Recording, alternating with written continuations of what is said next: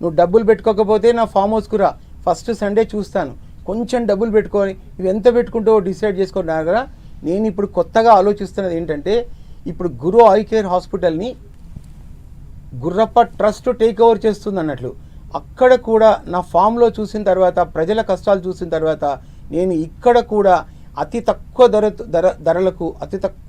ధరలకు తక్కువ మందులతోని తగ్గించే దిశలో నేను వైద్యం చేద్దామని నేను ఉగాది పండుగ నుంచి నిర్ణయం తీసుకున్న ఈ అకాడమిక్ ఇయర్లో.